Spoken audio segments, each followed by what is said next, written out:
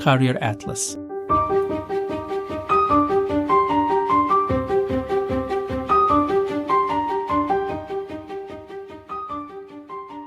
Greetings to everyone. I am Ahmet Şahin, Akbulut. The Career Atlas program airs every Monday at 4:30 p.m. on TRT Radio 1. Sir, today I have chosen another very special topic for you. Zahide Aral is the technical director of the program today. Our program producer Zeynep Mato is also with me. They will be joining us.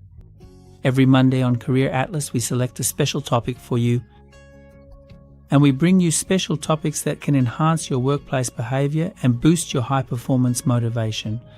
Is it only about workplace behavior? Of course not. We make a special effort to consider how the topics we select can also touch on aspects of your personal life. Today, the special topic I have chosen is why we feel we are not appreciated enough at work. It's a very special topic, isn't it? Recently, a lot of topics, of course, are brought to me in my individual counseling and coaching sessions. But this issue of appreciation, like nobody appreciates me, the things I do just go unnoticed. Honestly, I hear people say a lot that they're waiting for someone to come and say, well done, you're really doing a great job. The feeling of appreciation is actually not just a need at work, but a special human need from birth. Truly, each of us is born with the need to be appreciated emotionally, and believe me, that's how we die as well. In other words, it never really ends, the need to be appreciated. No matter how old we are, no matter what identity we have, no matter what status we hold, no matter who we live with, we all need to hear someone say something like, well done, you did a great job, you have something really wonderful. Now, as I say these things, my dear listeners, maybe some of you are thinking, I don't have that need. I often receive such objections as well. I can almost hear you saying, I really don't need it, even if no one ever tells me, no matter how I do it, that I did well or that it turned out nicely. Yes, people with certain personality traits may have less need for appreciation than others. This alone does not mean that everyone has the same level of need for appreciation, 100%. What I'm saying is this. Some of us may have less need for appreciation, but what I especially want to emphasize is this. Being appreciated is a special human need. Even if you feel you don't need it at all, at some point in your life you will definitely want to be appreciated. This is a very normal thing. So then there is a special responsibility that falls on people. If you expect to be appreciated, you should learn to appreciate others. Because a person should give life to what they hope for. It may be quite unreasonable to expect something you don't give yourself from time to time. Are there moments at work when you feel you are not appreciated enough or that your value is not recognized? I don't really think there is anyone who would answer no, never to this question. It definitely happens. If your answer is yes, you're not alone. There is a study conducted in the United States. This study covers more than 1,000 full-time employees.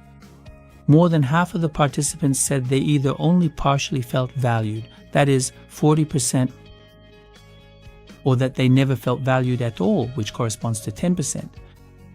That's what they reported. Now, these findings are actually very recent. It's a study conducted between 2023 and 2024 on people with various experiences in different sectors and positions. What does this tell us? It says, I feel only partially valued. Half of them are those who never feel valued. 10%. Now, more than 40% of these participants, in their responses about why they don't feel valued, say the following. They state that they have difficulty getting promoted. In other words, not being able to get promoted. Imagine you have high performance, you've been working at a company for a long time, your relationships are quite good, but you still can't get promoted. 40% of those who can't get promoted feel inadequate and undervalued. And 70% of those who think that employees at their level in other companies receive better salaries. In other words, if I had worked somewhere else, I would be earning a better salary than I do now. I don't get paid enough here, and 70% say, that's why I feel undervalued. Now, more importantly, 63% of participants, despite achieving their goals, wonder why opportunities for growth do not arise. They have difficulty understanding why they are not chosen for bigger projects. In other words, I am performing at such a high level, but you don't assign me to better jobs. There is also a significant proportion of people who say, "You still make me do the same jobs for years," and feel undervalued because of it. Now, 3 important issues come before us. So then, first, those who can't get promoted feel inadequate. Now, when we think of appreciation, of course, only one thing comes to mind. Well done, that's nice. How well you did. You did a good job. But in the workplace, appreciation is actually about things that have economic value, emotional satisfaction value, and job satisfaction value. People truly feel valued and appreciated when they finally receive a well-deserved promotion, or when their professional goals and aspirations begin to shift, moving from the specific projects they work on to much better jobs, or from their current job descriptions to more suitable ones, or even when they experience a deep sense of genuine job satisfaction, they truly feel appreciated. Another factor, of course, is this: economic values. When their salary is increased or when they are rewarded through bonus systems, they feel appreciated. Now, based on this, we can say the following: leaders and managers should make more effort to boost employee morale and to alleviate the sense of helplessness employees feel when they are not promoted. Why? You may not always be able to promote them. You may not always be able to improve their salary and employees. So then, from other aspects, from other emotional perspectives, what kinds of behaviors might lead them to greater job satisfaction? How should you communicate with them? Because when we look at the findings we have, issues like promotion, economic benefits, or changes in project job descriptions come to the forefront. However, these things may not always be possible to offer to an employee in every workplace. Therefore, managers need to focus more on what leadership skills they can demonstrate beyond these kinds of situations and where they can make greater efforts. It is necessary to start by closing communication gaps related to performance. And it is important to begin by clarifying the valuable roles employees play, especially in contributing to company goals. Because if you remind people how important a role they play in the work they do, if you make them remember this, they will feel valued. Therefore, you need to show a person just how much they contribute to the place where they work. And this can only be achieved through very healthy performance systems. Now think of it this way. When was the last time you received truly appreciative feedback from your manager? This is how I evaluate such feedback. I'm not talking about feedback like, "You are really valuable to us, you are very important, we're so glad you're with us, you're an indispensable part of the team," said casually over tea or coffee. I'm talking about data that would truly make you feel valued. Feedback where your contributions are expressed with numerical data, or feedback where your manager presents you with significant findings that show how much you really contribute and how important you are at work. When was the last time you received such feedback?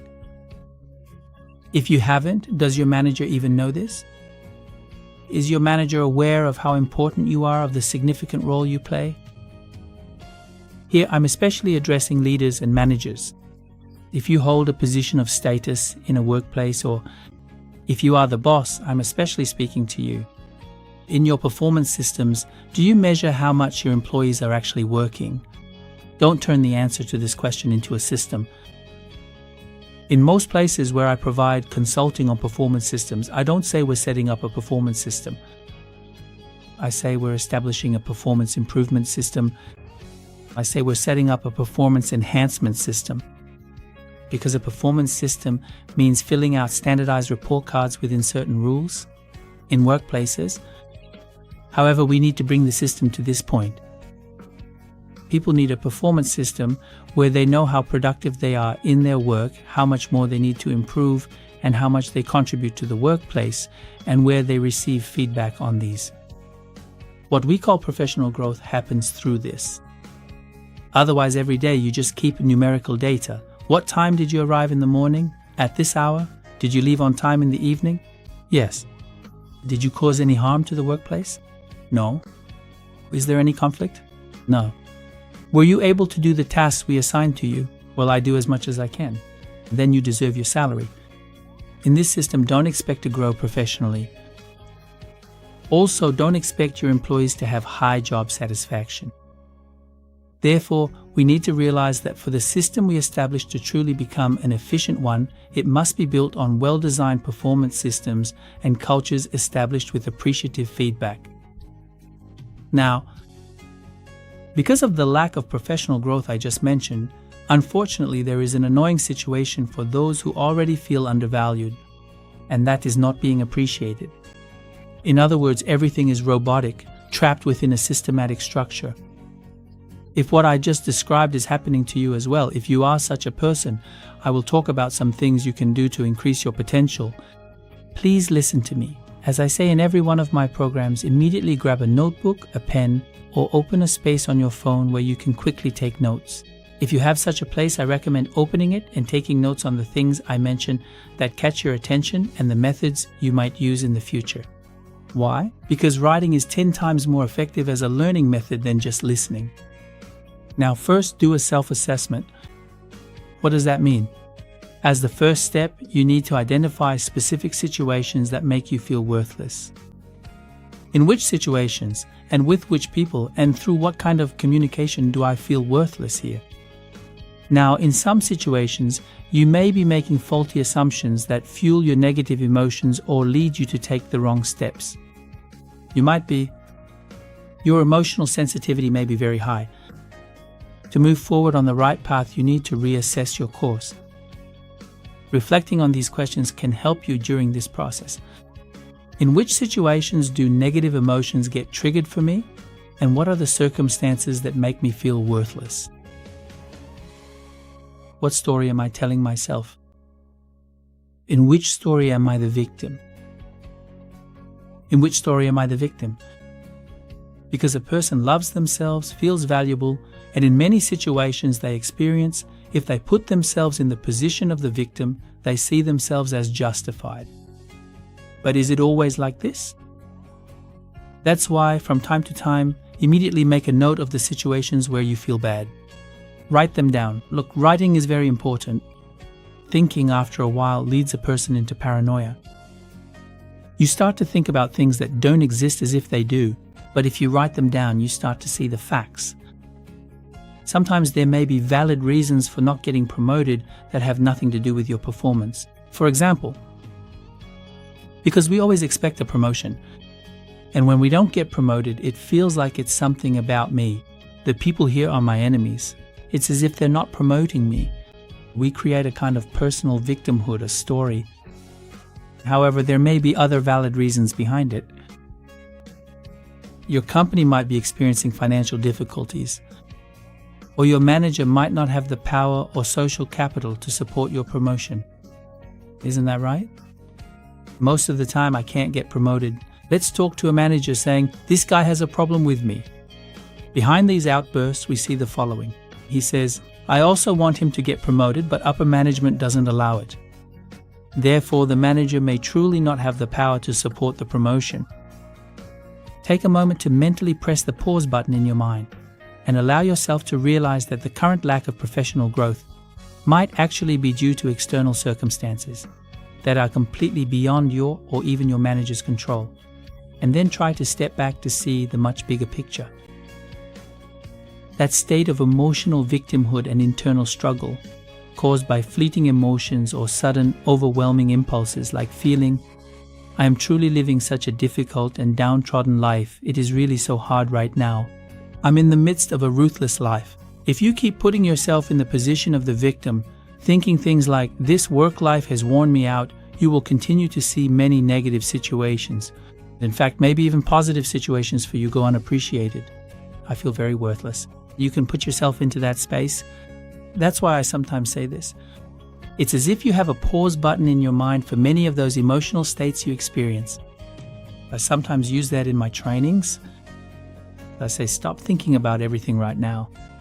We will press a pause button and come to the present moment. Look at this pause button and try to see the big picture. What is in the big picture?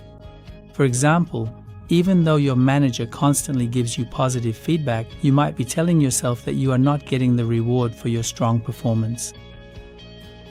Or for instance, your manager may not have any problem with you at all. However, your communication has slowed down for a while. you might be turning this into a problem because of your sensitivity. Even though your manager does not give you any negative feedback, you might still be feeling bad. Therefore, you may feel that your manager is not interested in your development or contributing. You start to convince yourself that they don't really value your contributions. In this context, you might find yourself saying, "This manager simply doesn't see the significant contribution I make to the entire company. My manager doesn't truly realize just how important and vital a role I have within this team." By constantly repeating this narrative to yourself, you gradually start to believe it is the absolute truth. You might even tell a friend, and they say they really don't appreciate your worth here. They continue to fuel your feelings by saying, if you were somewhere else, by now you would have become a manager, an assistant manager, or even a director. As a result, you drag yourself into an even more worthless space. Look at what you have convinced yourself to believe. What is your role in the story? Where do you stand in the bigger picture?